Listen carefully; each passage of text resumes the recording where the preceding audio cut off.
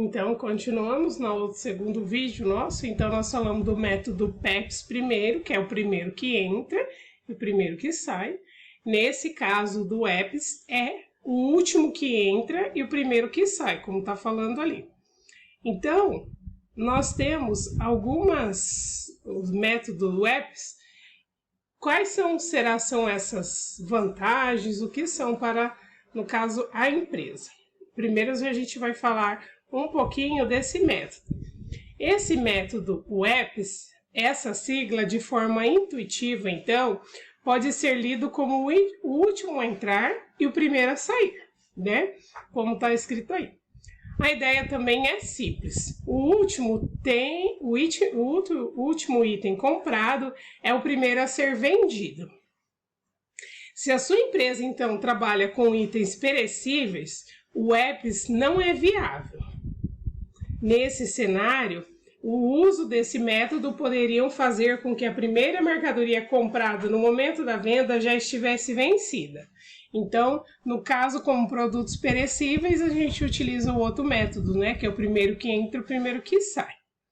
O EPS, no entanto, é um dos métodos de controle de estoque mais eficiente para o planejamento, então, da produção. Ao permitir esses ajustes rápidos nos primeiros preços e na quantidades a serem fabricadas de acordo com o consumo real. Uma vez que os últimos itens adicionados são os primeiros a serem vendidos. Tem-se uma média do consumo daquele período, permitindo-se assim prever o consumo futuro na medida em que novos produtos vão entrando no estoque. O EPS, então, porém, tende a reduzir a margem do lucro operacional das empresas, uma vez que no momento da medição, os fatores externos momentâneos, no caso a inflação, a variação cambial e etc., são repassados a preço de custo da mercadoria. Por esse motivo, então, ele não é aceito pela Receita Federal e deve-se usar o PEPS na precificação do estoque. Então, agora nós vamos falar um pouquinho quais são as vantagens, né, para poder ter esse método na empresa, né? Então, as técnicas avaliadas de estoque são fundamentais para saber gerenciar os produtos, então, armazenados. Com elas é possível evitar roubos, desvios e perdas de mercadorias. Entender, então, as demandas, a reposição, identificar quais os itens que estão sem giro, aqueles que não estão saindo, etc. Esse método EPS é uma das formas de fazer isso, também conhecido como LIFO, que é Last In First Out. Essa metodologia pode ser utilizada apenas para a gestão de estoque, já que não é permitida pela legislação fiscal. Então, quais são as suas vantagens? E o que vamos mostrar a seguir? Método EPS, esse método, que é a metodologia, que é o último a entrar e o primeiro a sair, é parecido com o PEPS, que nós falamos anteriormente. Primeiro que entra, primeiro que sai. Nesse caso, porém, ocorre que o processo inverso. Já que o custo do último lote comprado é utilizado para o custeio das vendas, isso significa que o valor mais recente é válido, porque repercute são os últimos gastos com a reposição, então, desses produtos. O custo da mercadoria, portanto, é empilhado. O que está no topo é o mais atual e é o primeiro a sair. Por exemplo, há 3 entradas de mercadoria no seu estoque. A primeira é de 20 itens a cada 15 reais. Cada um, né? Cada item custa 15 reais. A segunda é de 30 unidades a 14 reais cada. E a terceira, com 10, a 17 reais cada um. Ou seja, o primeiro lote que sai é o de 10 produtos pelo valor de 17 reais. Né? Então, vocês viram que o primeiro que entrou são 20 a 15 reais, o segundo são 30 a 14 reais e o terceiro são 10 a 17 reais. E o primeiro lote que sai são os 10 produtos no valor de 17 reais. Nesse método, o custo das mercadorias comercializadas reflete-se no valor dos elementos comprados recentemente.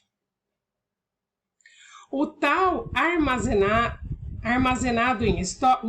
armazenado em estoque é calculado de acordo com o preço mais recente, no caso aquele que tem que ser mais alto.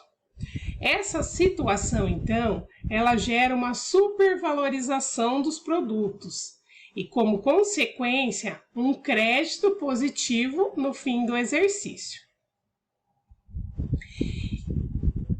Então, esse método, né, no caso que nós falamos, né, é o contrário do outro, que é o primeiro que entra e o primeiro que sai. Nesse, no caso, é o último que entra, é o primeiro que sai. Como no exemplo que nós demos, que o primeiro que saiu foi as 10 unidades a 17 reais. Então, quando utilizar então esse método WEPS? Esse método ele pode ser utilizado para fins gerenciais, mas não é válido para questões fiscais. Isso ocorre pela supervalorização dos produtos, a geração de créditos positivos citadas anteriormente. Afinal de contas, se fosse utilizado o EPS, permitiria assim reduzir-se o resultado passível da tributação.